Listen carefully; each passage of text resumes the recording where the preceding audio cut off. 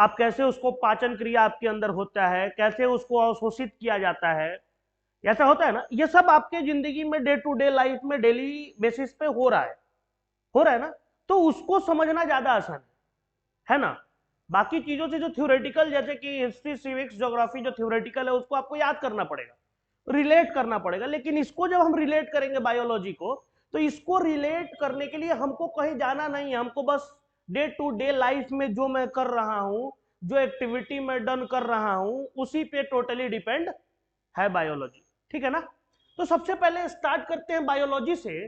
तो बायोलॉजी जब देखेंगे तो क्या देखेंगे, बायोलॉजी होता क्या है, सबसे पहले क्या देखेंगे कि बायोलॉजी होता क्या है।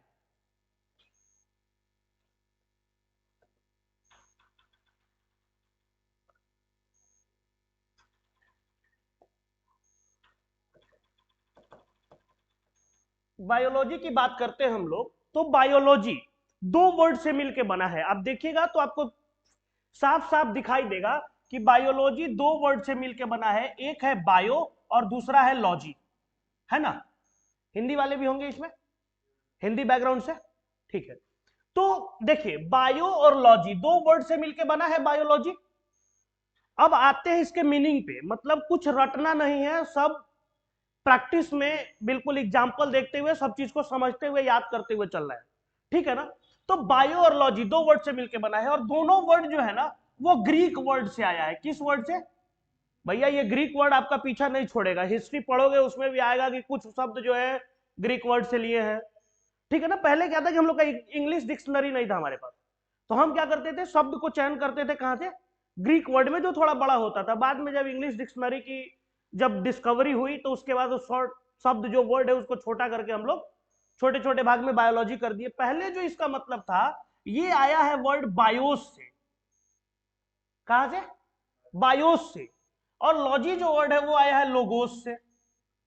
किससे, लोगोस से। अब इसका मीनिंग समझते हैं क्या होता है आखिर में, जब ये आया है तो इसका कुछ ना कुछ मीनिंग तो होता होगा ना। तो बायोस जो वर्ड है ना, वो वर्ड का मीनिंग है लाइफ। क्या मीनिंग है, लाइफ। और लोगोस जो वर्ड है ना उसका मीनिंग है to study of, to study of.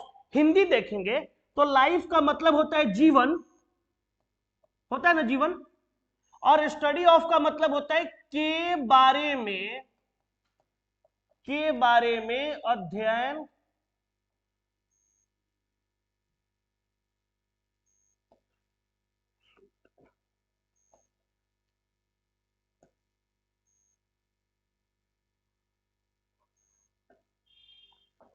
अध्ययन करना, के बारे में अध्ययन करना।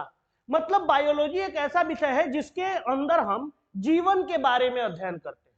अब ये जीवन क्या है, तो सबसे पहले जब जीवन का बात करते हैं तो हमको दो चीज के बारे में बात करना होता है, जो हम मतलब अपने इनिशियल स्टेज से पढ़ते आ रहे हैं। वो चीज है सजीव और निर्जीव।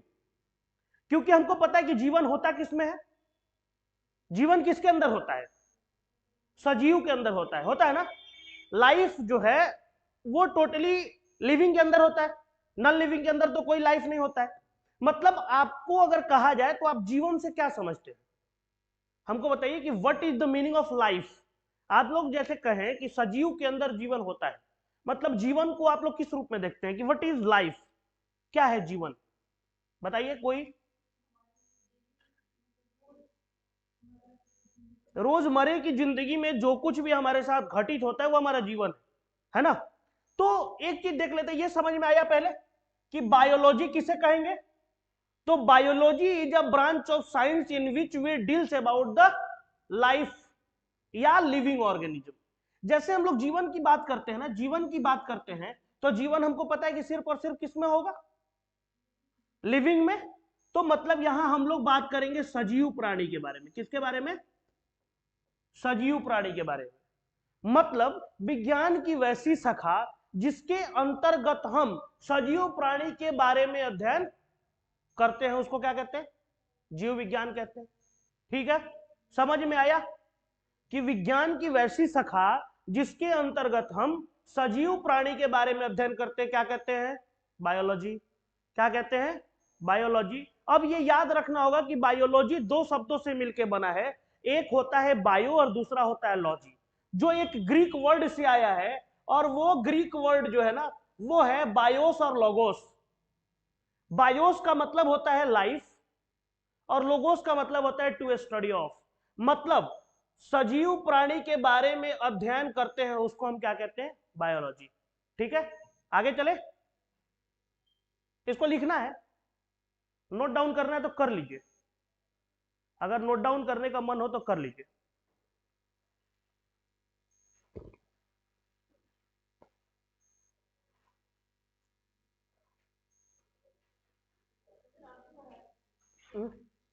क्या आगे करें, चलिए आगे करते हैं।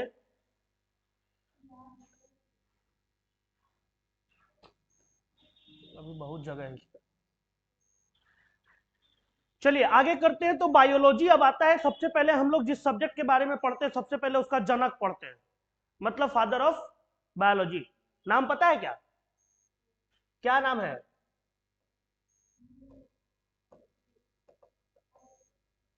Father of biology Aristotle.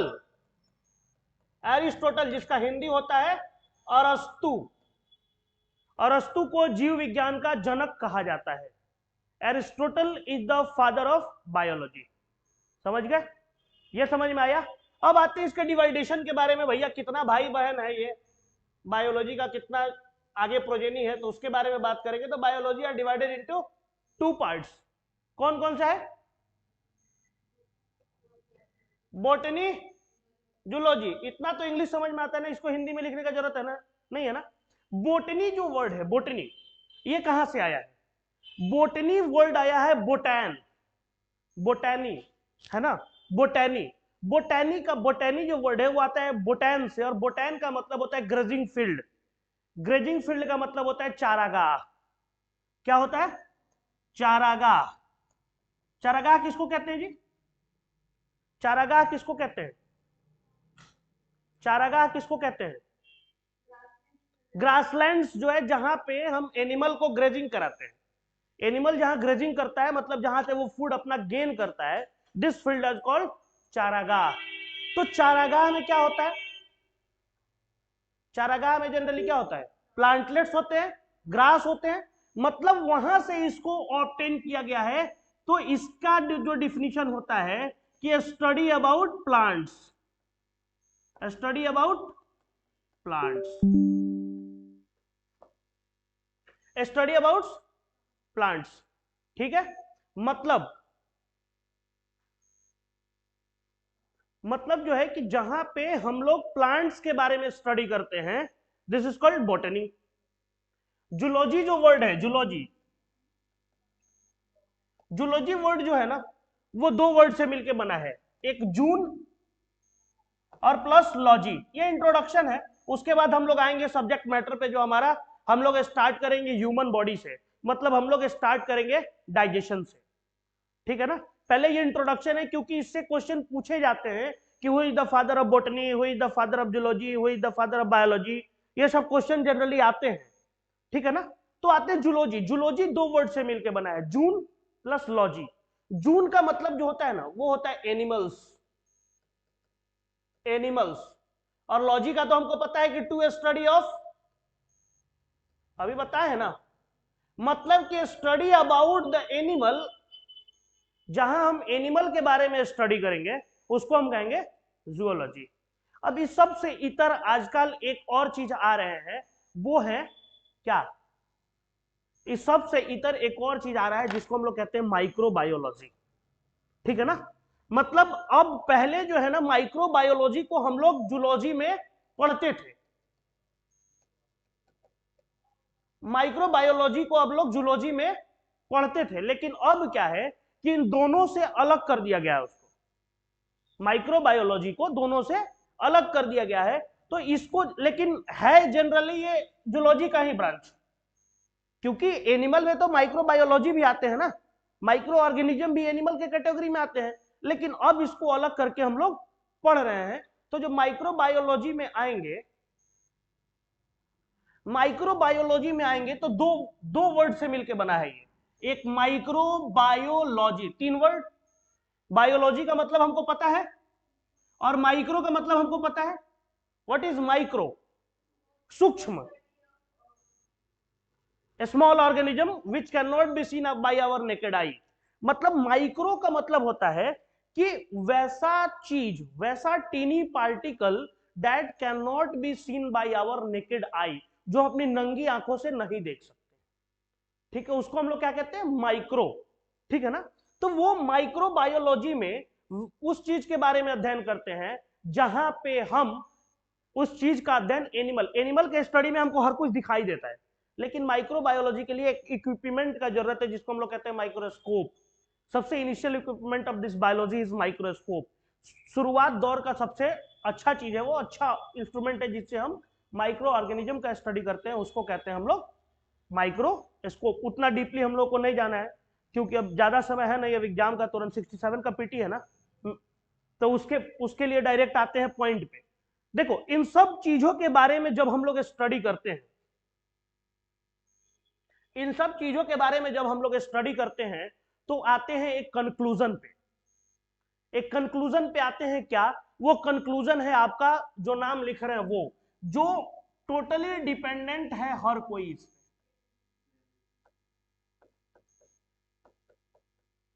Sorry,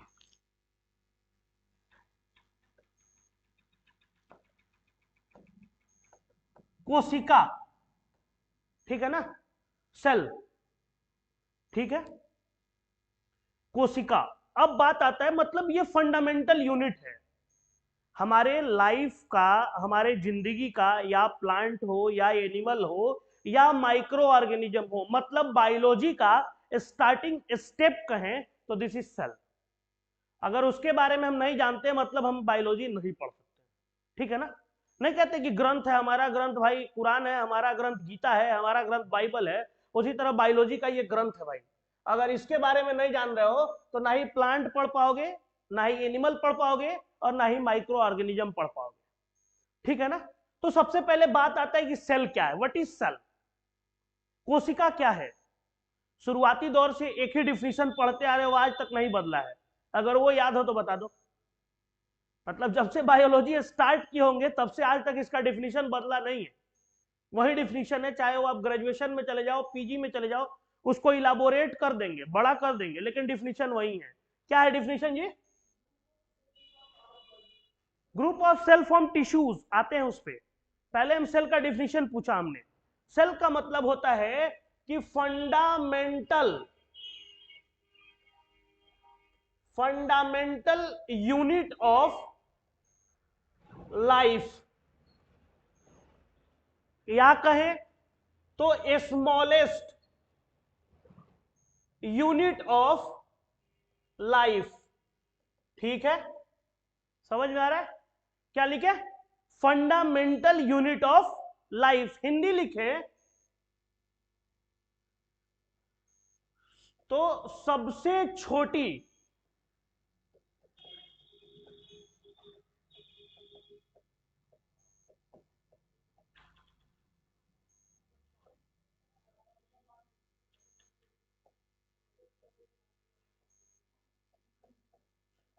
भाई हिंदी का राइटिंग थोड़ा हमारा अच्छा नहीं है,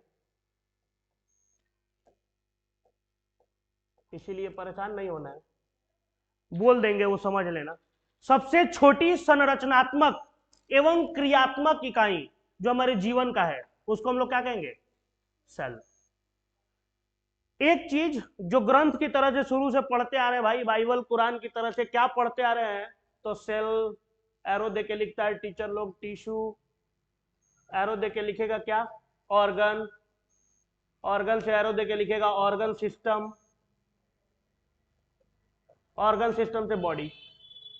हिंदी में लिखे तो कोशिका, उत्तक, अंग, अंग तंत्र, शरीर। ठीक है, ये बहुत पहले से मिल रहा है ना? मतलब हमको लगता है कि 4-5 से जब आप बायोलॉजी स्टार्ट करते होंगे तो ये मिलना शुरू हो जाता होगा। मिलता है? क्या है ये? What is this? ये आपके या प्लांट के मतलब लिविंग ऑर्गेनिज्म के टोटल ऑर्गेनाइजेशन के बारे में डिस्कस करता है। This can be discuss the total organisation of this living organism. सजीव प्राणी के अंदर जो कुछ भी पढ़ना है वो यही डिस्कस कर देता है, इससे आगे कुछ नहीं पढ़ना है। ठीक है? क्या है? सबसे छोटा सेल, सबसे छोटा सेल। अब group of cell are combined together to form a tissue. Different tissue can perform a different action, different work and form a organ. Different organ are work in a synchronizing way, form a organ system, and different organ system are work in a synchronizing way to perform a whole function of body. मतलब पूरा का पूरा मामला समझ ले तो ये है कि सबसे छोटा मान लिया एक सेल। जैसे एग्जांपल लेते हैं, ये कोचिंग एक बॉडी के रूप में काम कर रहा है, अभी कर रहा है ना। अब जैसे मान लिए एक विद्यार्थी आया, ठीक है, उस तरीके से 50 विद्यार्थी आए तो क्या बना? एक बैच। एक विद्यार्थी सेल, 50 विद्यार्थी आए तो एक बैच बन गया। हम आए या और भी टीचर लोग आए, वो मिले तो क्या बना? ऑर्गन। ठीक है? इस तरीके का डिफरेंट ऑर्गन का मतलब एक हम हो गए, एक आप हो गए, एक ये हो गए, एक लाइट हो गया, साउंड हो गया, टेबल हो गया, डेस्क हो गया, टोटल चीज मिला तो एक ऑर्गन सिस्टम बना। पूरा सिस्टम तैयार हुआ। अब इस सिस्टम में हर कोई सिंक्रोनाइज तरीके से, सिंक्रोनाइज का मतलब क्या होता है? आजकल एडवांस जमाना है भाई, मोबाइल यूज करते होगे तो एक ये वर्ड हर जगह लिखा मिलता है आपको, मिलता है ना। गूगल पे जब जाओगे तो बार बार दिखाएगा कि सिंक्रोनाइज करो भाई। सिंक्रोनाइज का मतलब क्या है? कि update their data with Google. Google जो सिंक्रोनाइज दिखाता है मतलब क्या है? कि at a time you can update your data, अपने डेटा को अपडेट करो, उसको कहते हैं सिंक्रोनाइजिंग वे। ठीक है ना? तो उस तरीके से जब मैं सिस्टम की बात कर रहा था तो ये एक सिस्टम है। अगर इस सिस्टम में से एक भी चीज को निकाल के हटा देते हैं, जैसे मान लिया कि इस कैमरे को निकाल दिया इस सिस्टम से, तो भैया जो ऑनलाइन पढ़े उनको ये दिखेगा क्या? नहीं दिखेगा। मतलब कि ये सिस्टम जो हमारा बना था वर्क करने का, वो सिस्टम अब काम नहीं करेगा, प्रॉपर तरीके से फंक्शन नहीं करेगा। तो अगर ऑर्गन सिस्टम से, अब देखते हैं जैसे ये बॉडी है, बॉडी है हमारा, इसको काम करने के लिए सबसे पहले डिफरेंट ऑर्गन सिस्टम को काम करना पड़ेगा। अब वो ऑर्गन सिस्टम अंग तंत्र क्या है? तो जैसे हम लोग पढ़ते हैं, जो हम लोगों को मेन पढ़ना है, डाइजेस्टिव सिस्टम, ठीक है, सर्कुलेटरी सिस्टम,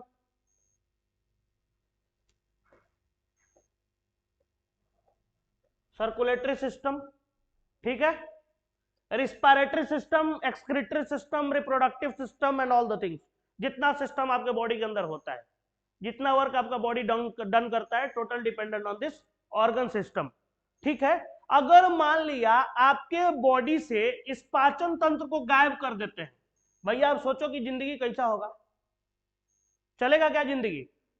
पाचन तंत्र को ही गायब कर दे, पूरे निकाल के पाचन तंत्र को हटा दे बाहर और कहे कि अब जी के दिखाओ, कैसे जियोगे? जीने का कोई उपाय है?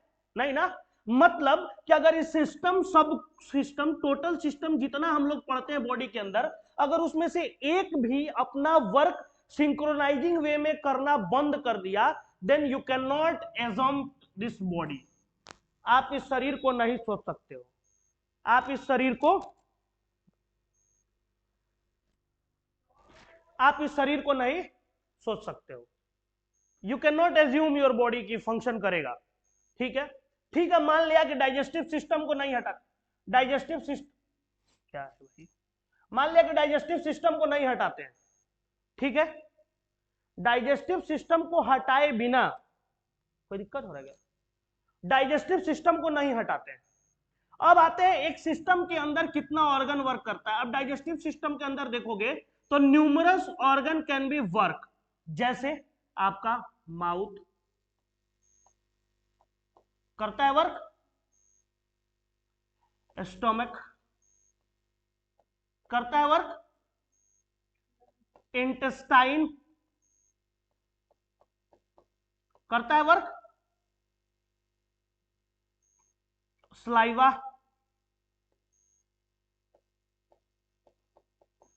वर्क करता है।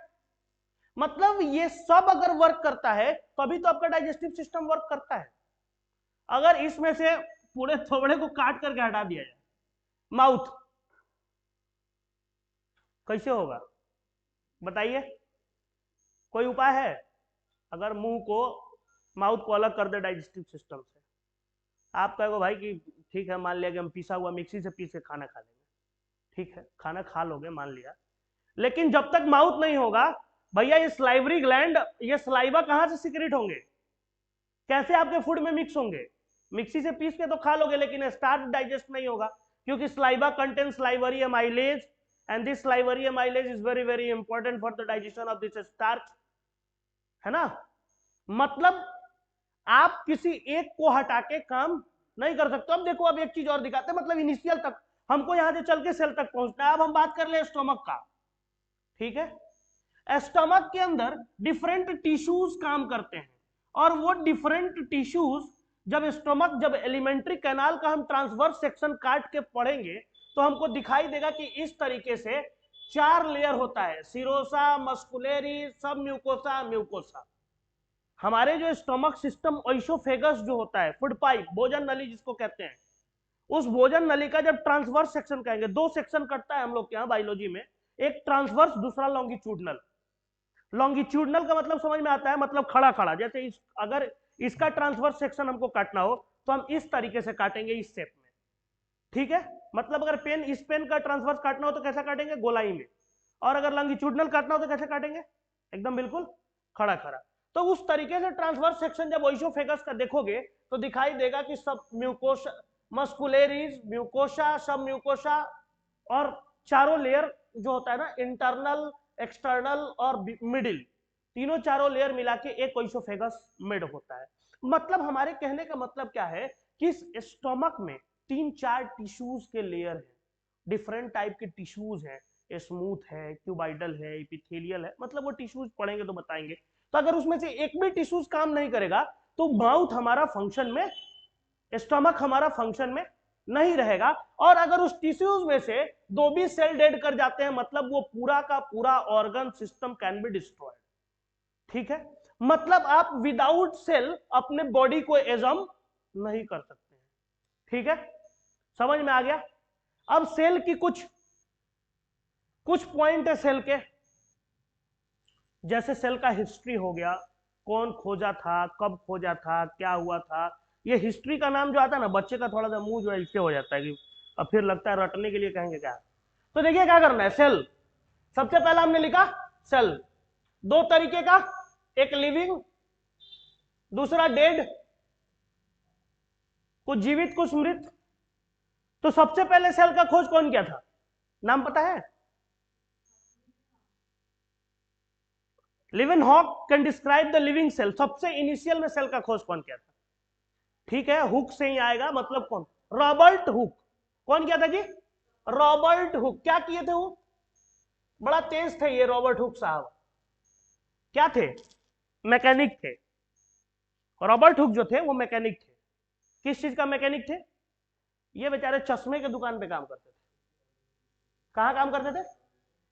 चश्मे के दुकान पे।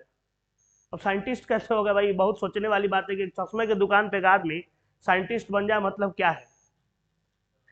तो कैसे साइंटिस्ट बने आप देखते हैं। साइंटिस्ट कोई भी बन सकता है। साइंटिस्ट एक स्टडी का वे नहीं है कि आप स्टडी करके कोई चीज खोज पाएंगे। आप कैसे भी कर सकते हो, क्या कर सकते हो बताते हैं। वो क्या करते थे कि चश्मे की दुकान पे काम करते थे, तो उनको बार बार वो चश्मा बनाते थे तो उनके दिमाग में एक बात आता था कि भैया चश्मा तो हम बना रहे हैं, ठीक है, चश्मा बना रहे हैं तो क्या कर रहे हैं हम? चश्मा बनाने में क्या करते हैं? चश्मा क्यों बनवाते हैं? हमको या तो नजदीक का कोई चीज नहीं दिखता है या फिर दूर का कोई चीज नहीं दिखता है, ठीक है। अब जैसे चश्मा वो बना रहे थे तो उनके दिमाग में ये बार बार बात चल रहा था कि भैया अगर ये नजदीक का चीज नहीं दिखता है, दूर का चीज नहीं दिखता है, तो हम चश्मा बनवा लेते हैं।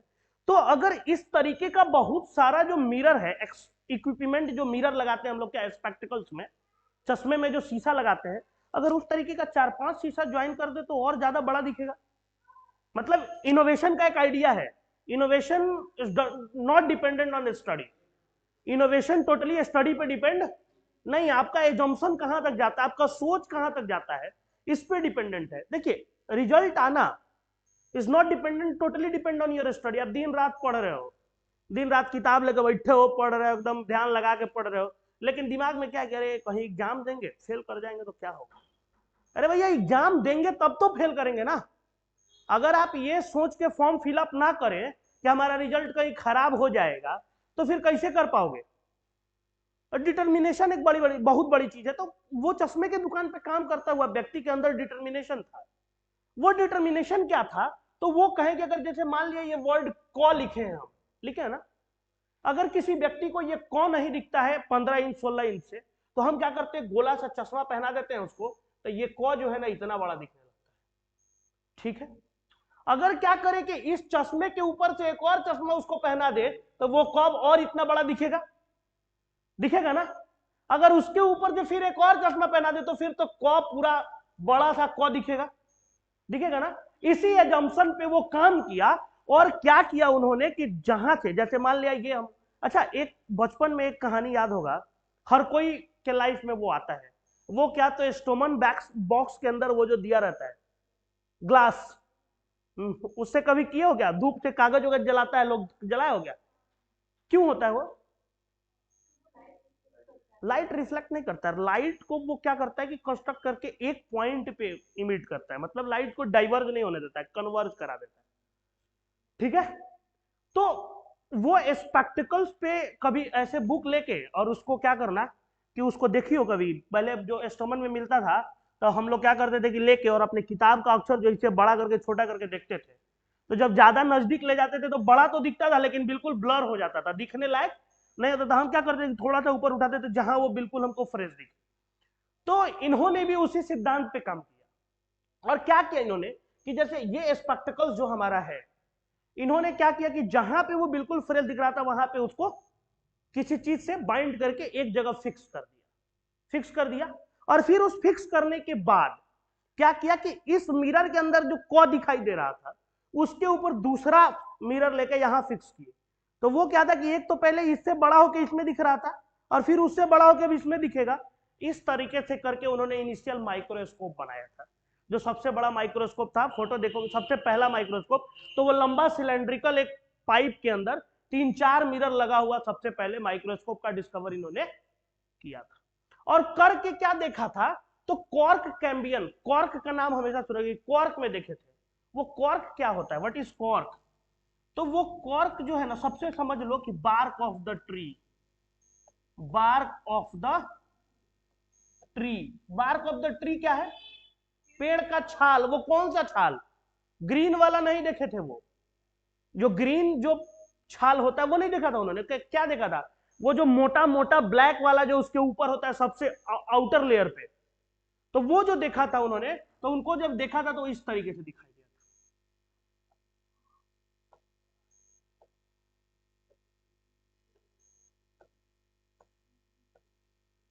क्योंकि गोला इसलिए बना है क्योंकि वो एक माइक्रोस्कोप से देख रहे थे तो उनको इतना ही पार्ट दिखा था और इस तरीके का दिखा था। सॉरी, जब इस तरीके का दिखा था तो वो क्या देखे थे कि एक कंपार्टमेंट टाइप दिखाई देता है, दे रहा है ना, एक छोटे कमरे के आकार में उनको दिखाई दिया था। किसके आकार में, छोटे कमरे के आकार में उसको दिखाई दिया था। और उस छोटे कमरे को पहले जो देखे होंगे, पहले सुने होंगे, तो जेल को सेल कहा जाता था, सेल। जेल में एक कोठरी होती थी जिसको सेल कहा जाता था, जिसमें कुख्यात अपराधी को कैद किया जाता था। वो इतना पतला, उसी में सब करना इतना पतला होता था, जिसमें उसको रहना भी है, सब करना। मूवी वगैरह में दिखाता है, वो जो legend of Bhagat Singh movie वगैरह है ना, उसमें दिखाएगा काल कोठरी जिसको बोलते थे, जो एक ही रूम में उसको कैप्ट कर दिया। तो उस तरीके के लगातार रूम, जो एग्जाम्पल अभी हमारे यहाँ है लॉज, लॉज देखे हो ना, लॉज क्या होता है कि एक साइड से क्या होता है कि ये रूम है, ये रूम है, फिर ये रूम है, फिर ये रूम है। तो इस तरीके के रूम को बायोलॉजिकल वर्ड में उस समय सेल कहा जाता था। ये सेल नहीं, ये सेल, SHELL, ठीक है, लेकिन बाद में इसको कन्वर्ट करके फिर क्या कर दिया गया, सेल। ठीक है, ये हिस्ट्री थी सेल की डिस्कवरी की। ठीक है, अब पता है कि भाई रॉबर्ट हुक बताए किसको थे इसके बारे में, इतने डिस्कवरी के बारे में बताए थे ना, तो पहले के लोग बताता नहीं था, लिख के चला जाता था। और वो लिखता किसमें था, तो डेड सेल का खोज किया था रॉबर्ट हुक, और वो लिखे थे अपने द्वारा लिखा हुआ बुक था माइक्रोग्राफिया, माइक्रोग्राफिया। और उसी बुक में, माइक्रोग्राफिया नामक बुक में, रॉबर्ट हुक ने ये जितनी डिस्कवरी थी उसके हिस्ट्री के बारे में वहां डिस्कवर किया था, वहां डिस्कस किया था। ओन रिटन बुक, अपने द्वारा लिखे थे माइक्रोग्राफिया। ठीक है, इतना हो गया सेल के बारे में। भैया ये डेड सेल खोजे थे, सब खोजने के बाद जब पता चला, बाद में स्टडी किया गया तो पता चला कि ये जो सेल था वो डेड था। क्या था, क्यों, क्योंकि इसके अंदर कुछ मूव करते दिखाई नहीं दे रहा था, नहीं बिल्कुल खाली था, मतलब इसके अंदर का जो कुछ भी था वो मर गया था। ठीक है, तो अब समझ में आया कि प्लांट का जो आउटर बार्क होता है वो डेड होता है। ठीक है, प्लांट का आउटर बार्क जो होता है, जो छाल होता है मोटा वाला, जिसको हम लोग पपड़ा बोलते हैं गांव वाले शब्द में, वो जो पपड़ा होता है ना वो डेड होता है। ठीक है, तो अब बात आता है कि भाई लिविंग सेल का डिस्कवर कौन किया था। लिविंग सेल का डिस्कवर किए थे एवी लीवेनहुक। एवी लीवेन, LEUWENHOOK, लीवेनहुक, एवी लीवेनहुक। पूरा नाम था एंटन वॉन लीवेनहुक, एंटन वॉन, एंटन वॉन लीवेनहुक, एंटन वॉन लीवेनहुक। ये डिस्कवर किए थे किस तरीके के सेल का, लिविंग मतलब सजीव, जो जीवित सेल था। वो कहां से किए थे, पॉन्ड वाटर से। कहां से, पॉन्ड वाटर से। पॉन्ड वाटर से मतलब तालाब का जो जल था उसको उठाए और उस माइक्रोस्कोप के द्वारा देखे तो इनको दिखाई दिया कि कुछ जो एक ऑर्गेनिज्म है ना, इस तरीके से बार बार उसमें मूव कर रहा है। और वो बोले कि अगर ये मूव कर रहा है इसका मतलब इसके अंदर लाइफ है, तो अभी मूव इसके अंदर कुछ कर रहा है। और जब ये मूव कर रहा था तो उन्होंने कहा कि दिस सेल इज, इसके अंदर कुछ सेल है जो जीवित है। और तभी से उनका पड़ गया कि जीवित कोशिका का खोज कौन किया था, एंटन वॉन लीवेनहुक। एक क्वेश्चन जो बीपीएससी में पूछा गया है वो है फादर ऑफ साइटोलॉजी। साइटोलॉजी जो है, साइटोलॉजी, साइटोलॉजी क्या है, लॉजी का मतलब जहां हम स्टडी करते हैं, और साइटो का मतलब सेल, मतलब अबाउट द सेल। सेल के बारे में हम जो भी स्टडी करते हैं वो एक सब्जेक्ट होता है, उस सब्जेक्ट को बोलते हैं हम लोग साइटोलॉजी। और हाँ बोलो बोलो बोलो बोलो। रॉबर्ट हुक डेड सेल का खोज किए थे, मतलब मृत कोशिका का। Robert Hooke describe dead cell from the bark of a tree. ठीक है, ठीक है, दो तीन इंपॉर्टेंट क्वेश्चन है इस यहां से निकल गया। एक इंपॉर्टेंट क्वेश्चन कि रॉबर्ट हुक ने कहां पे इस चीज का एक्सप्लेन किया था, तो in his own written book Micrographia, this is very very important. Father of cytology, this is very very important. दो हो गया। तीसरा, डेड सेल का डिस्कवर रॉबर्ट हुक, और लाइव सेल का डिस्कवर एंटन वॉन लीवेनहुक। ध्यान रखिएगा हुक दोनों के नाम में है, कंफ्यूज नहीं होना है। बीपीएससी 67 में जो 5 ऑप्शन का जंबलिंग जो आ रहा है, 5 ऑप्शन का हो रहा है ना, पता है ना, तो ये पांचों ऑप्शन जो है ना डेटा, अब क्या करेगा बताते हैं आपको। जैसे लिख देगा कि सेल वाज डिस्कवर, हमेशा जब सेल आए, एक चीज ध्यान रखना है क्वेश्चन बनाते समय, सेल जब आए तो डेड समझना है। सिर्फ अगर सेल लिखा है, हु डिस्कवर द सेल, क्या नाम आएगा, रॉबर्ट हुक। सेल लिखा है सिर्फ, अगर लिविंग सेल नहीं लिखा है, मतलब they can ask about the dead cell. ठीक है ना, तो ये बात बिल्कुल ध्यान में रखना। ये पूछा जाता है, बार बार पूछ लेगा हु डिस्कवर द सेल। अब बच्चा उसमें ऑप्शन रहेगा रॉबर्ट हुक, एंटन वॉन लीवेनहुक, और जो भी और बायोलॉजी से 2-3 रिलेटेड ऑप्शन है वो, तो बच्चा कंफ्यूज कि भैया सेल में अब एवी लीवेनहुक मारे कि रॉबर्ट हुक मारे। अगर सेल लिखा है, टू द पॉइंट बता रहे हैं, बार बार रिपीट कर रहे हैं कि अगर सिर्फ और सिर्फ सेल लिखा है मतलब डिस्कवरी कौन किया है? रॉबर्ट हुक ने। ठीक है। एंटन, एंटन वॉन, ANTAN, एंटन VON, एंटन VAN, एंटन वॉन लीवेनहुक। ये हो गया सेल के बारे में। अब आते हैं हम लोग टू द पॉइंट अपने, क्योंकि यहां सेल थ्योरी वगैरह नहीं पूछा जाता है तो उतना डीपली जाने का जरूरत नहीं है। अगर सेल अलग से चैप्टर पढ़ाएंगे तो पढ़ाएंगे। आते हैं अब हम लोग अपने काट दिन तो बोला था कहाँ पे? काट दिल तो बोला था ना ना यू टिश्यू।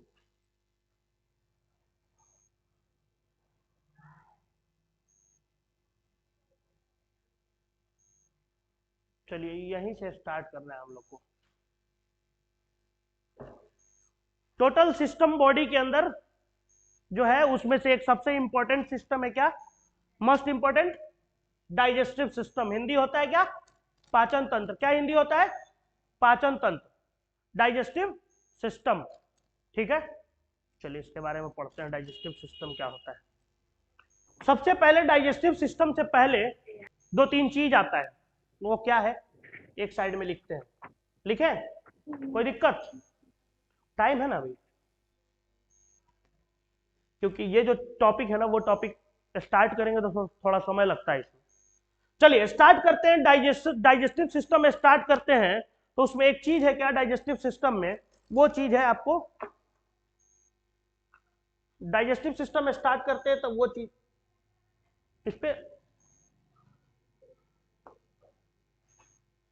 क्या आ रहा है? अच्छा अच्छा अच्छा, ठीक है ठीक है ठीक है ठीक है। डाइजेस्टिव सिस्टम में स्टार्ट करते हैं तो डाइजेस्टिव सिस्टम से पहले सबसे पहले बात आता है न्यूट्रिशन का। न्यूट्रिशन क्या है? हिंदी होता है उसका पोषण, होता है ना? What is nutrition? बताइए बताइए, कोई बात नहीं, गलती होगा नहीं तो सही होगा, और क्या होगा? दो ही प्रोसेस ही है, या तो रॉन्ग नहीं तो राइट।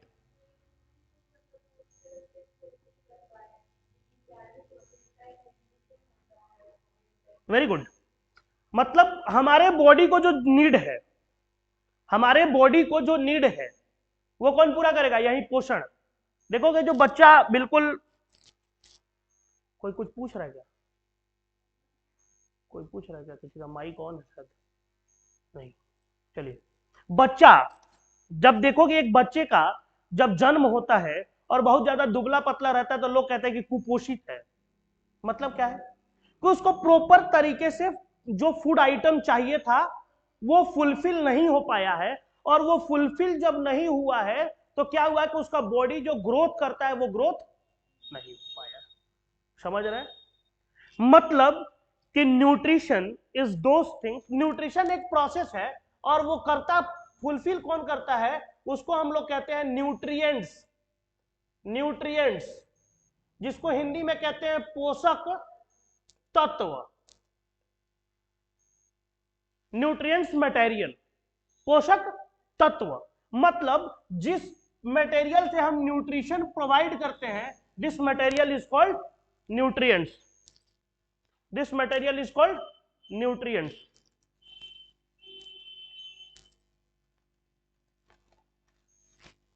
ठीक है, वो मटेरियल न्यूट्रिएंट्स कहलाता है। ठीक है ना? अब वो न्यूट्रिएंट्स का बात आता है तो न्यूट्रिएंट्स जो है वो मिलेगा कहां से? तो न्यूट्रिएंट्स क्या क्या होता है? तो हम जानते हैं कार्बोहाइड्रेट, वेरी गुड, और protein, vitamins, fat, minerals, water, इतना कुछ है ना? Carbohydrate, protein, fat, vitamin, minerals. मतलब शर्करा, प्रोटीन को प्रोटीन ही लिखते हैं, विटामिन को विटामिन ही लिखते हैं, फैट को वसा लिखते हैं हिंदी में, मिनरल्स को खनिज लिखते हैं, और वाटर को पानी लिखते हैं। ये लिखते हैं ना भाई? हिंदी में उतना ज्यादा डीपली जाने का जरूरत नहीं है ना। चलिए आगे बढ़ते हैं। तो कार्बोहाइड्रेट खाते हम क्या है, रुकिए समझा दीजिए भैया।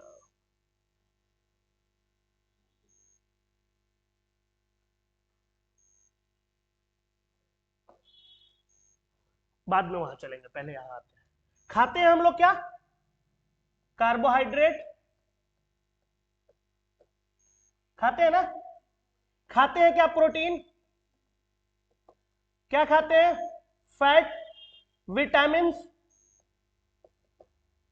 Minerals, water. एक और आता है रफेज जो नहीं लिखेंगे, कंटिन्यू करें ना। चलिए अब देखिए, लिख खाते हैं हम लोग, ईट करते हैं, ये खाते हैं ये, लेकिन चाहिए क्या हमारे सेल को,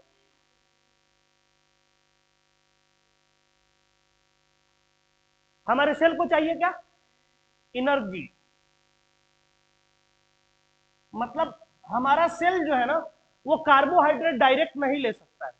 क्या नहीं लेगा, कार्बोहाइड्रेट डायरेक्ट नहीं लेगा ना, प्रोटीन डायरेक्ट नहीं लेगा, फैट डायरेक्ट नहीं लेगा, विटामिन डायरेक्ट नहीं लेगा, मिनरल डायरेक्ट नहीं लेगा, बट हाँ विटामिन मिनरल और वाटर डायरेक्ट लेगा, सॉरी। मतलब हमारा बॉडी जो है, हमारे बॉडी के अंदर सेल जो है जिसको एनर्जी का फॉर्मेशन करना है, वो जो है इस चीज को नहीं समझता है कि कार्बोहाइड्रेट क्या है, प्रोटीन क्या है, फैट क्या है। वो किस चीज को समझता है, शुगर को, शुगर को। प्रोटीन से क्या समझेगा, एमिनो एसिड को, एमिनो एसिड को। फैट से क्या समझेगा, fatty acid, fatty acid plus glycerol. और विटामिन मिनरल और वाटर तो एज यूजुअल हमारे अंदर यूज होते ही होते हैं, ठीक है ना। अब देखिए, अब ये शुगर जो है वो किसके टूटने से मिलेगा, ग्लूकोज के टूटने से, मतलब कार्बोहाइड्रेट के टूटने से। इस शुगर का मतलब हम लोग यहां ग्लूकोज ही समझेंगे, नॉट लैक्टोज माल्टोज नहीं समझेंगे। शुगर का मतलब हम लोग क्या समझेंगे, ग्लूकोज। जब तक हम शुगर के जगह पे दूसरा लैक्टोज माल्टोज फ्रुक्टोज नहीं यूज करें, तब तक जहां शुगर कहें समझेंगे क्या, ग्लूकोज। बहुत चीज समझने के ऊपर डिपेंड करता है। अगर हम कहें शुगर, तुम हम समझाना चाह रहे हैं ग्लूकोज, और तुम समझ रही हो ग्लूकोज का और फॉर्म क्या, माल्टोज और लैक्टोज, तो गड़बड़ हो जाएगा ना। पानी नहीं, पानी पानी दीजिए ना भैया थोड़ा। इसको नोट कर लीजिए एक जगह।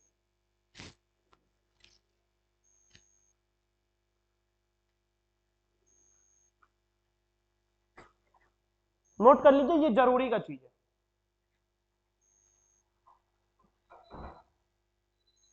चलिए कोई नहीं, कोई नहीं, कोई नहीं, ले आइए तक। अब देखिए, ये glucose, amino acid, fatty acid और ग्लिसरॉल, ये मिलेगा कहां से। खाते तो हम कार्बोहाइड्रेट, प्रोटीन, फैट, विटामिन है, खाते हैं ना।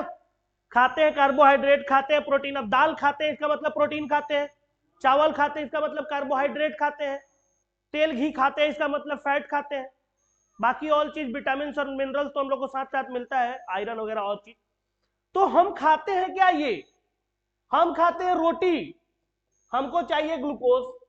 हम खाते हैं पल्सेस, मतलब दाल, हमको चाहिए क्या, एमिनो एसिड। हम खाते हैं घी, हमको चाहिए क्या, फैटी एसिड और ग्लिसरॉल। तो भैया कोई मैकेनिज्म, अगर हम कहें कि हमको रोटी खाना है, तो कोई कहे कि भैया गेहूं खा लो, गेहूं खाने से रोटी का फुलफिल नहीं होगा ना। पहले उसको क्या करना पड़ेगा, मशीन में ले जाएंगे, उसको पीसेगा, आटा बनेगा, फिर उसको आटा को निडिंग करेंगे, निडिंग करने के बाद उसको फिर पकाएंगे, तब ना रोटी मिलेगा जी। मतलब ये मैकेनिज्म है रोटी बनाने से पहले।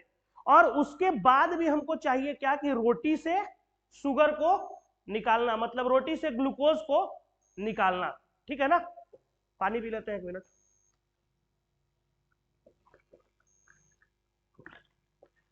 Thank you. चलिए, ग्लिसरॉल, जी वाई, सॉरी एक मिनट, एक मिनट, गलती हो गया।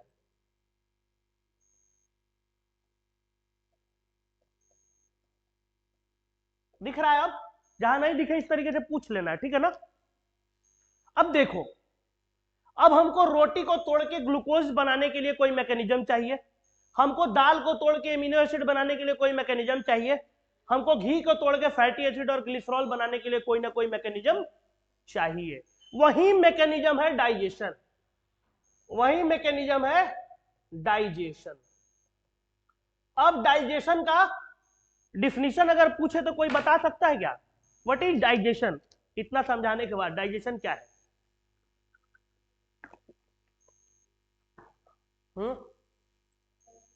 अरे भैया ऐसे ही बताओ ना नॉर्मल वे में कि रोटी को तोड़ के जहां ग्लूकोज बनाएंगे डाइजेशन कहेंगे।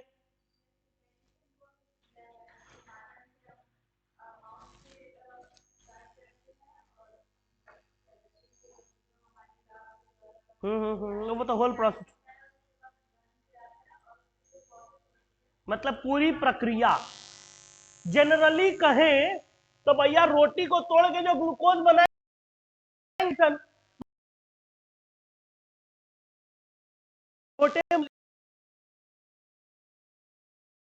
क्या है, ग्लूकोज का एक बड़ा मॉलिक्यूल है, बहुत सारा ग्लूकोज मिला दिए हैं तो रोटी का फॉर्म हो गया है।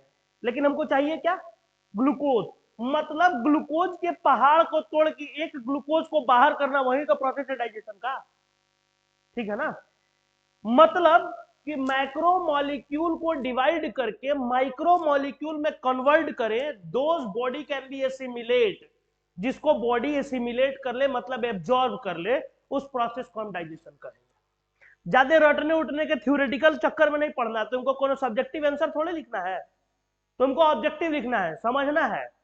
सब्जेक्टिव लिखना होता तब ना हम एक्यूरेट समझ में कर, माइक्रो मॉलिक्यूल के जब कुछ और लिखा गया तो नंबर कट जाएगा। हमको तो नहीं लिखना, वहां तो माइक्रो मॉलिक्यूल लिखा होगा, हमको बस समझ के टिक कर देना है। ठीक है ना? तो ज्यादा ऑफिशियल वे में जाके और किताब का लैंग्वेज 10 फायदा है कि टू द पॉइंट समझे कि रोटी को तोड़ के खाएंगे डाइजेशन करेंगे। ठीक है, आगे बढ़े। चलिए, अब आता है डाइजेशन। एक प्रोसेस है जिसमें हम किसी भी फूड के मैक्रो मॉलिक्यूल को कन्वर्ट करते हैं उसके माइक्रो मॉलिक्यूल में, जो कि हमारे बॉडी में आसानी से ऑब्जर्व हो जाए। ठीक है, अब इसके लिए बहुत सारा, जैसे गेहूं पिसवाने के लिए बहुत सारा मशीन का जरूरत होता है। पहले उसको क्या करता है, उसमें से मिट्टी वगैरह बाहर करेगा, फिर उसको वहां से निकालेगा। अच्छा, अब एक चीज देखते, गांव में सेलर वाला मशीन देखी हो?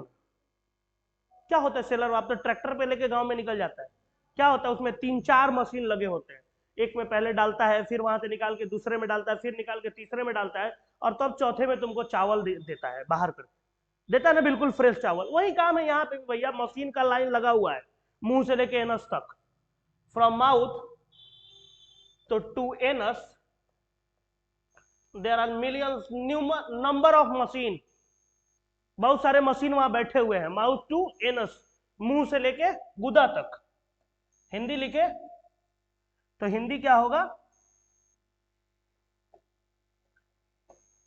मुंह से लेके गुदा तक, जहां से खाते हैं और जहां से निकालते हैं, उसके बीच में जितना कुछ है, जितना मशीन है, सब डाइजेशन में काम आता है। ठीक है, इनफॉर्मल वे में समझेंगे, फॉर्मेलिटी ज्यादा निभाएंगे तो बहुत ज्यादा चीजें कॉम्प्लेक्स होती जाएंगी। इनफॉर्मल वे में समझ के हमको ज्ञान ले लेना है भैया कि कैसे मिलेगा। ठीक है, तो ले लिया क्या कि जहां से खाते और जहां तक निकालते हैं उसके बीच में जितना मशीन है, वो सब मशीन जो है ना, वो डाइजेशन का मशीन है, वही पाचन करता है। ठीक है, अब आते हैं उस डाइजेशन के मशीन पे।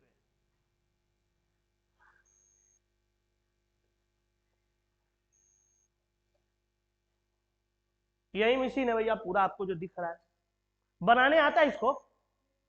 बनाने आता है? बिल्कुल सिंपल तरीका है इसके बनाने का, बता देते हैं। बनाना जरूरी नहीं है लेकिन बता देते हैं जो याद रहेगा। देखो, बिल्कुल सिंपल तरीका है। एक ऐसा लाइन खींच देंगे, 2 ठो। ठीक है, खींच दिए। अब यहां से क्या करेंगे, सी पढ़े हैं तो सी बनाएंगे, यहां से खींच देंगे, पेट हो गया। ठीक है, उसके बाद नीचे ले आए तो ऐसे करके जैसा आपको मर्जी करे वैसे करके घुमा के ऐसा बना लेंगे। ठीक है, और यहाँ से ऐसे ऐसे सांप की तरीके स्ट्रक्चर शुरू करेंगे और ले जाके वहां तक छोड़ देंगे, हो गया, डाइजेस्टिव सिस्टम बन गया। यहाँ खींचे एक एक ऐसा करके एक ट्रायंगल बना लिए, इसमें 2 बैठा दिए इधर, और इधर ले आए ऐसे बना दिए, हो गया भैया सारा पूरा digestive system, complete digestive system आपके सामने। देख लीजिए, माउथ यहां से शुरू होगा नहीं जी, इसको ओइसोफेगस बोलते हैं, जिसको हम हिंदी में भोजन नली कहते हैं ना जी। ये हमारा बड़ा सा पेट हो गया, छोटा सा नहीं है। ये है लीवर, ये है गॉल ब्लैडर, ये है पैनक्रियाज, ये है लार्ज इंटेस्टाइन, ये है स्मॉल इंटेस्टाइन, और यहाँ पे एक छोटा सा ऐसा स्ट्रक्चर होता है जिसका ऑपरेशन हर किसी का होता है, बहुत कम लोग का नहीं होता, उसको कहते हैं अपेंडिक्स। ठीक है, यही पूरा डाइजेस्टिव सिस्टम है, इतना ही के बारे में पढ़ लेंगे, पूरा डाइजेस्टिव सिस्टम कंप्लीट। हाँ, थायराइड क्या होता है? Very good. थायराइड इज एक बीमारी हो गई। थायराइड किसके कारण होता है?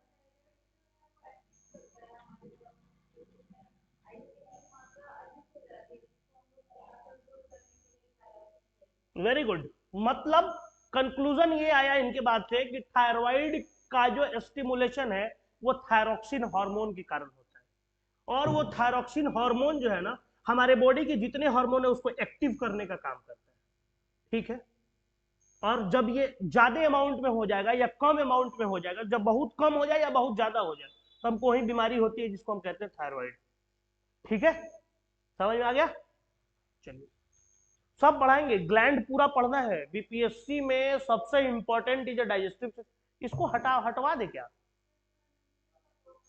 नहीं दिख रहा है ना, इसको एक साइड कर दीजिए, इसको एक साइड कर दीजिए, इसको हटा दीजिए, क्योंकि हमको बोर्ड का पूरा काम है, हम बोर्ड का पूरा यूज करते हैं, हम खड़ा होकर लेक्चर नहीं दे पाएंगे। साइड में कर दीजिए।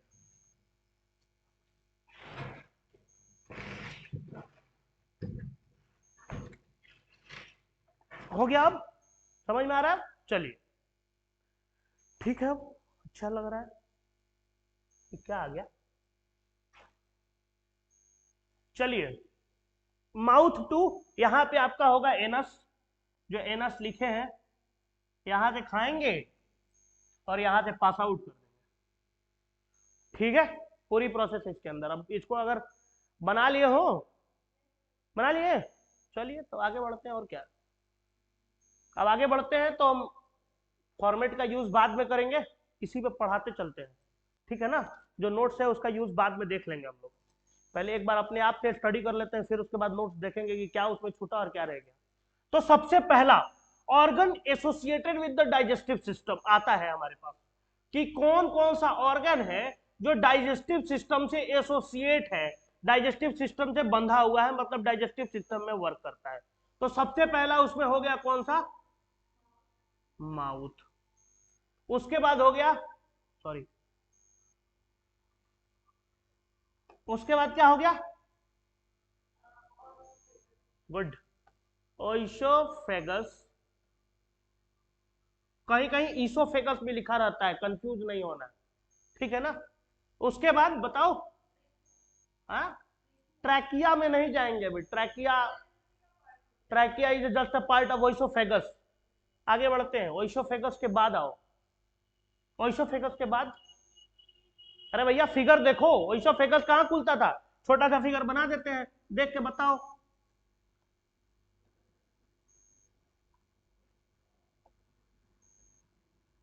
बताओ कहाँ खुलता है भैया? अब तो पता चल जाएगा ना। अरे भाई क्या हो रहा है यार?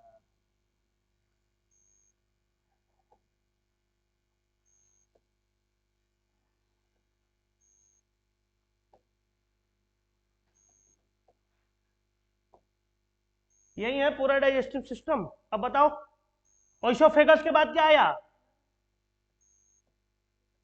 स्टमक नहीं आएगा ना, ठीक है ना। स्टमक के बाद क्या आएगा? स्टमक के बाद क्या आता है? ये सीक्वेंस लिख रहे हैं कि किसके बाद फूड कहाँ जाएगा, इसी ऐसे ही आता है, स्मॉल इंटेस्टाइन। उसके बाद आएगा कहाँ? Large intestine. अब जो आएगा वो ग्लैंड हो गया या ऑर्गन अलग से, कौन कौन सा? लीवर, पैनक्रियास, गॉल ब्लैडर, ठीक है।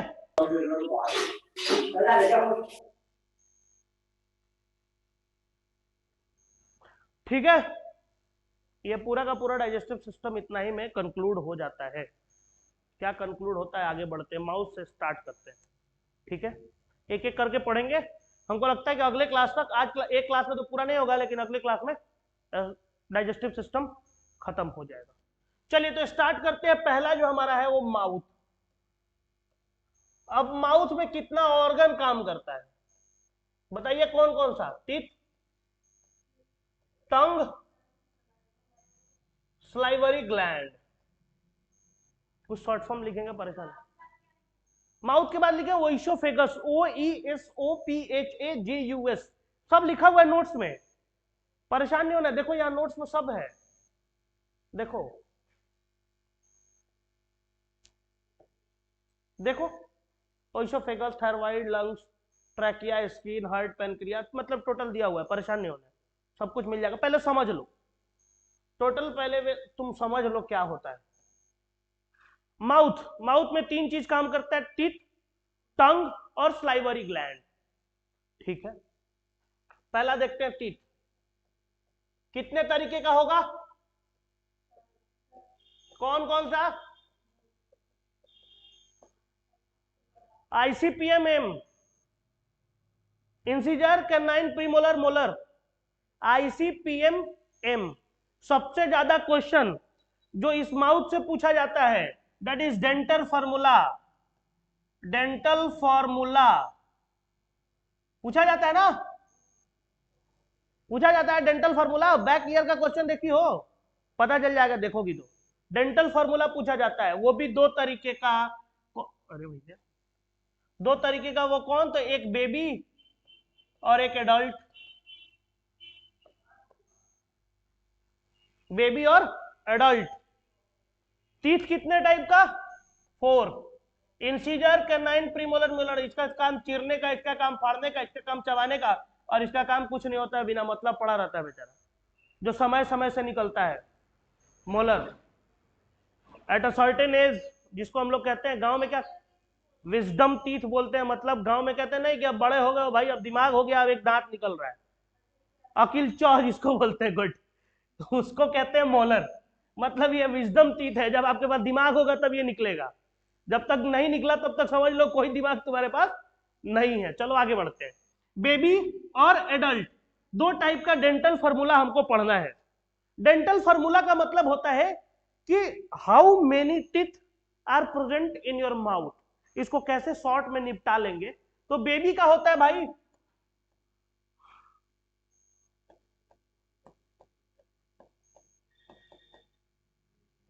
दो 2023 गुना 2, 2023,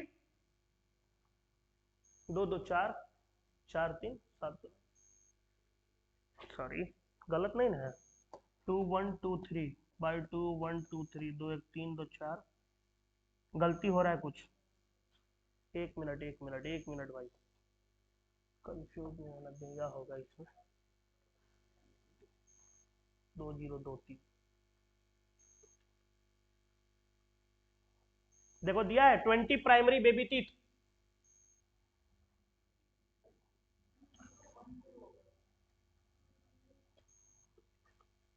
टू 0 1 0 होगा कैसे? एक मिनट 8 इंटीजर 4 कैनाइन, ये आगे कैसे जाएगा भैया? अब नहीं जाएगा क्या?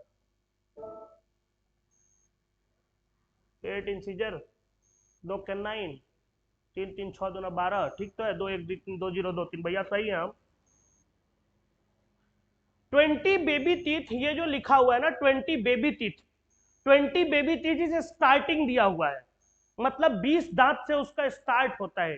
पहले तो उसका जो प्राइमरी जो होता है, जिसको मिल्क टीथ बोलते हैं, वो मिल्क टीथ पहले एराइजेज होता है। क्यों? क्योंकि मसूड़ा मजबूत हो जाए, और जब मिल्क टीथ टूट जाता है तब जो आता है 2 0 2 3 बाई 2 0 2 3, 2 2 4 3, 7 दूना 14 दूना 28, और इसमें कितना हुआ? 2 1 3 2 5 3 8, 8 दूना 16 गुना 2 32। ठीक है, अब कैसे हुआ ये, अब इसको समझते हैं। Dental formula is very very important, समझते हैं। पहला हमने क्या लिखा, 2023 बटा 2023 गुना 2, उसके ऊपर लिख लो ICPM M।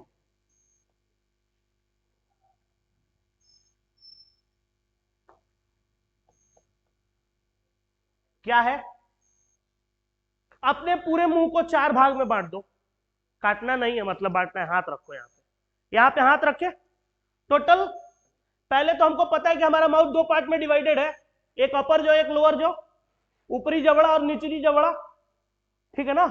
अब ये दोनों जबड़ा के बीच में एक हाथ रखो, नाक की सीध में, पूरा मुंह 4 भाग में बट गया। हाफ ऑफ द अपर जो, हाफ ऑफ द लोअर जो, हाफ ऑफ द अपर जो, हाफ ऑफ द लोअर जो, यही फॉर्मूला लिखे हैं। This is half of the अपर जो, हाफ ऑफ द लोअर जो, उसको मल्टीप्लाई कर देंगे 2 से, अगर इसको 2 से मल्टीप्लाई कर दिया तो इधर का निकल गया, इसको 2 से मल्टीप्लाई कर दिया तो इधर का निकल गया। समझ में आया, तो याद करने के लिए है ये, बच्चों में चाइल्ड में 2023 इंसीजर कितना होगा, 4 गुना 2 8, कैनाइन कितना होगा, 0 गुना 2 0, प्री मोलर कितना होगा, 2 गुना 2 2 2 4 दूना 8 और 3 3 6 दूना,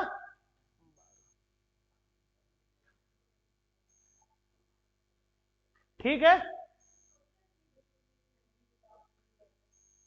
अप्रॉक्स 20 ईयर्स, मतलब 18 ईयर्स, जब तक वो एडल्ट नहीं होते, 18 ईयर्स तक।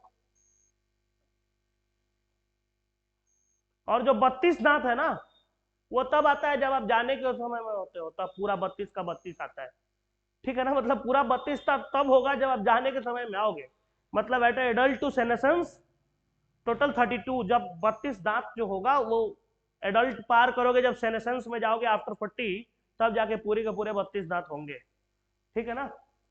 चलो, ये हो गया आपको चाइल्ड का। अब क्या लिखे थे, एडल्ट, 2123/21, ठीक है। मतलब एक चीज आपको क्या दिख रहा है, इंसीजर, कैनाइन, प्रीमोलर और मोलर में, कि बच्चों में कैनाइन मतलब जो फाड़ने वाला दांत है, कैनाइन जिसको जो शेर में होता है, जो कुत्ते को कभी देखो लंबे दांत यहाँ सामने निकला हुआ रहता है, वही कैनाइन है। आपके पास भी है वो कुत्ते वाले दांत, मतलब जानवरों का हर लक्षण आपके अंदर है, ऐसा नहीं है कि नहीं है, ठीक है ना। तो वो क्या है, मतलब ये चाइल्ड में जो है ना, ये कैनाइन जो होता है नहीं होता है, और हमें कैनाइन एक एक दोनों तरफ, मतलब टोटल मिला दे तो 1 1 2 और गुना 2, हमारे पास 4 कैनाइन है, देख लो, 2 नीचे और 2 ऊपर, ठीक है ना।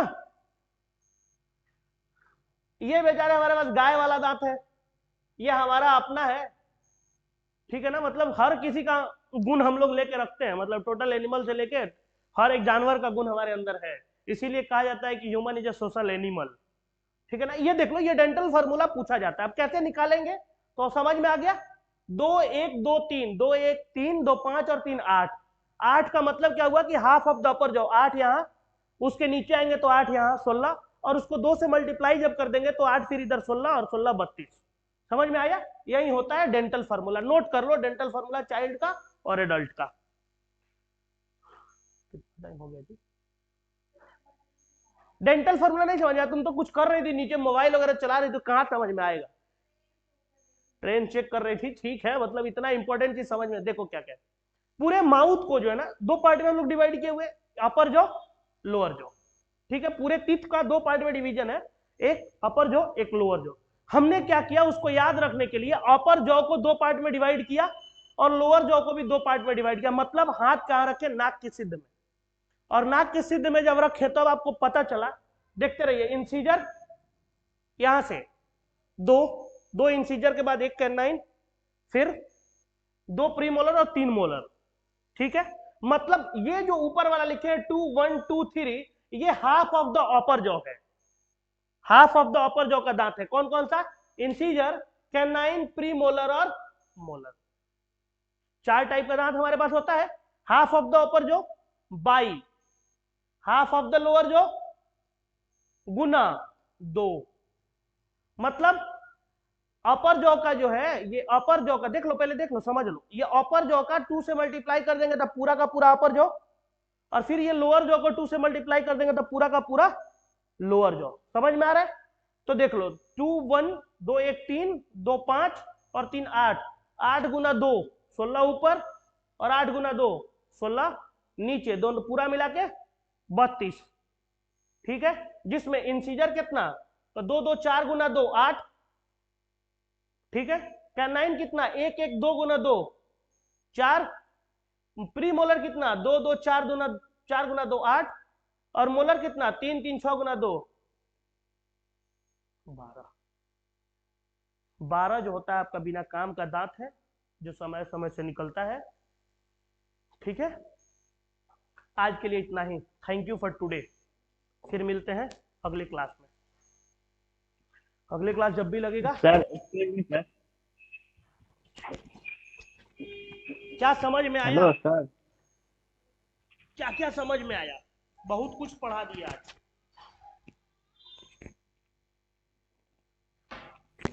बहुत कुछ पढ़ा दिया। टोटल क्लास का कंक्लूजन निकाले तो क्या समझ में आया? हेलो हेलो हेलो, हेलो बोलिए बोलिए। हेलो,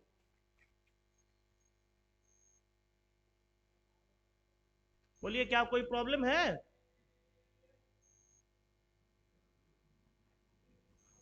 हेलो, हेलो सर, हाँ बोलिए बोलिए बुआ।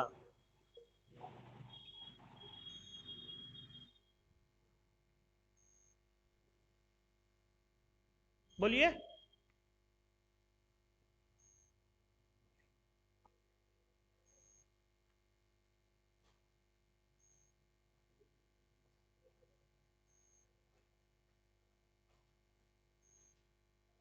कोई परेशानी बताइए। ललन कुमार साथ बात कर रहे थे, लीव कर गए। चलिए ठीक है, बाकी किसी को दिक्कत नहीं है ना? Okay, thank you. Record.